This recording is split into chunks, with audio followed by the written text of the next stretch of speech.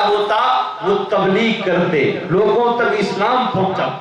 لوگوں کو اسلام کی دعوت دیتے تھے۔ بابا فرید کہتے ہیں ہم ایسے مقام پر پہنچے جہاں پر ایک بہت بڑا دریا ہے اور دریا کے اس پار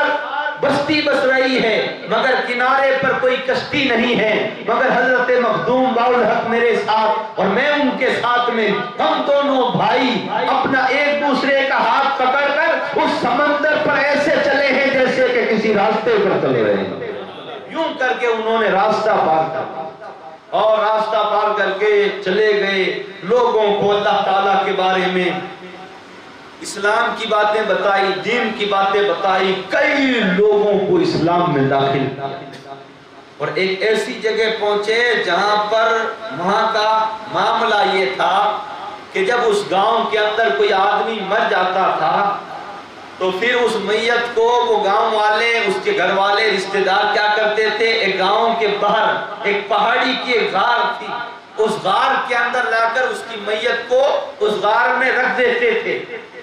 اور کسی نہ کسی اس کے گھر والے کو اس میت کے پاس میں بٹھا دیتے اور کہتے کہ یہاں بیٹھ جا اور دیکھنا اس میت کے ساتھ میں کیا سلوک ہوتا ہے، اس کے لیے کیا عذاب آتا ہے۔ تو وہاں پر اسی وقت آگ آتی تھی جس کی وجہ سے وہ مردہ جل جایا کرتا تھا، وہیں پر عذاب آ جاتا تھا اور وہ اس کے گھر والا باہر آ کر سارے گاؤں والوں سے کہہ دیتا تھا کہ اس کے ساتھ میں ایسا سلوک ہوا ہے۔ جب حضرت مخدوم باالحق آپ اس جگہ پر پہنچے، وہاں پر ایک میت لائی گئی اور وہاں پر جب رکھ رہے تھے آپ نے ان تمام لوگوں سے پوچھا یہ کیا ہو رہا ہے؟ کہا کہ ہمارے یہاں کا یہی دستور ہے، جب کوئی مر جاتا ہے اس غار میں رکھ دیتے ہیں اور ایک آدمی کو اس میت کے پاس میں بٹھا دیتے ہیں تاکہ وہ اس میت کی خبر باہر آ کر سنا دے۔ حضرت مخدوم باالحق نے آپ نے فرمایا آج مجھے اس میت کے پاس میں بٹھا دو، وہاں پر کوئی نہیں۔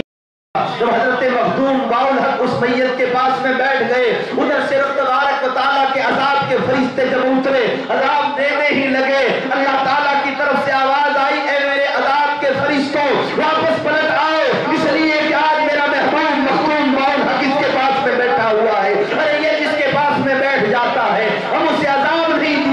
دیا کرتے ہیں بلکہ اس کے لیے رحمتیں اتار دیا کرتے ہیں۔ تو بتاؤ کہ وہ تو کوئی اور لوگ تھے، ارے ہم تو مخدوم باالحق کے مرید ہیں، ارے ہم تو ان کے غلام ہیں، ارے ان کی نسبتیں ہم سے جڑی ہوئی ہیں، ارے جب ہم ان سے جڑے ہوئے ہیں تو ہمیں عذاب کیسے ہو سکتا ہے؟ ہمارے گلے کے اندر حضرت مخدوم باالحق کا پٹا ہے، جب ہم قبر میں جائیں گے رب تبارک و تعالیٰ کی طرف سے فرشتوں کو حکم ہو جائے گا اے فرشتوں اسے عذاب نہ دو، ارے یہ میرے مخدوم باالحق کا مرید آیا ہے، یہ شاہ رکن عالم کا مرید آیا ہے، یہ شاہ صدر الدین کا چاہنے والا آیا ہے، یہ غوث پاک کا مرید آیا ہے، یہ حضرت خواجہ غریب نواز کا مرید آیا ہے، یہ حضرت خواجہ نظام الدین کو چاہنے والا آیا ہے، یہ بندہ نواز گیسو دراز کا چاہنے والا آیا ہے، یہ حضرت مخدوم باالحق کا چاہنے والا آیا ہے۔ اس طریقے سے رب تبارک و تعالیٰ اپنے محبوب بندوں سے محبت فرماتا ہے اور جو لوگ ان بندوں سے محبت کرتے ہیں، ان اولیاء سے محبت کرتے ہیں، رب تبارک و تعالیٰ اپنے ان بندوں سے بھی محبت فرماتا ہے۔ تو کسی نہ کسی اللہ کے ولی سے محبت کرتا ہے۔ تو بتاؤ کہ جب وہ غیر تھا، غیر قوم تھی، الگ مذہب تھا، الگ مذہب والوں کو اللہ تعالیٰ عذاب نہیں دیتا اس لیے کہ باالحق وہاں پر بیٹھا ہوا، ہم تو پھر ان سے جڑے ہوئے ہیں، ہم تو پھر ان کے مرید ہیں۔ ارے اللہ والوں کو رب تبارک و تعالیٰ نے وہ مقام عطا فرمایا ہے۔ ارے بتاؤ کہ جب اولیاء کرام کے مریدوں کا جب یہ عالم ہے تو بتاؤ کہ حضور صلی اللہ علیہ وسلم کے امتیوں کا، آپ کے عاشقوں کا کیا عالم ہوگا جو آپ کی محبت، آپ کا عشق لے کر سچا اور اس قبر کے اندر اترے گا، اس کے لیے عذاب نہیں ہوگا بلکہ اس کے لیے قبر کو جنت کے باغیچوں میں سے ایک باغیچہ بنا دیا جائے۔ یہ بتاؤ کہ سرکار سے جو سچی محبت کر کے جائے گا اس کے لیے کیا شان ہو جائے گی۔ ایسی کئی حضرت مخدوم باالحق آپ کی باتیں ہیں، آپ کے صاحبزادے کی باتیں ہیں، حضرت شاہ رکن عالم کی باتیں، حضرت شاہ رکن عالم بچپنے کے اندر آپ سے ایسی ایسی باتیں، ایسی ایسی کرامتیں صادر ہوتی تھی اور خود حضرت مخدوم باالحق اپنے پوتے کو جانتے تھے کہ یہ رکن الدین بہت اونچا مقام حاصل کرنے والا ہے اور بہت بلند مقام پر پہنچنے والا ہے۔ حضرت شاہ رکن عالم بچپنے کے اندر ایک دن اپنے دادا کی پگڑی، اپنے دادا کا عمامہ اٹھا کر اپنے سر پر رکھ لیتے ہیں، یوں سر پر رکھتے ہیں تو آپ کے والد حضرت شاہ صدر الدین عالم وہ کہتے ہیں بیٹا عمامہ اتار دے، دادا کا عمامہ ہے، سر پر نہیں رکھتے ہیں، بے عزتی ہو جائے گی۔ حضرت مخدوم باالحق نے اپنے بیٹے سے کہا کہ اسے روکو نہیں، ارے اسے روکو نہیں، ارے یہ جو تاج پہنا ہے یہ اسی کا حقدار ہے، یوں اس لیے کہ یہ اسی کا حقدار ہے اور رب تبارک و تعالیٰ اسے اتنا اونچا مقام عطا فرمائے۔ اور جب حضرت شاہ رکن عالم آپ جب وصال آپ نے فرمایا، آپ کے دادا پہلے وصال فرما گئے، پھر آپ کے والد چلے گئے، پھر حضرت شاہ رکن عالم جب آپ کا وصال ہوا تو آپ کو بھی آپ کے دادا کے قدموں کے قریب آپ کو دفن کر دیا تھا۔ تو جب آپ کو وہاں پر دفن کر دیا گیا تو آپ کے سلسلے کے جو مشائخ تھے، اولیاء تھے، بزرگ تھے، ان کے خواب میں حضرت مخدوم باالحق آپ خواب میں تشریف لائے اور آپ نے آ کر کہا ارے تم نے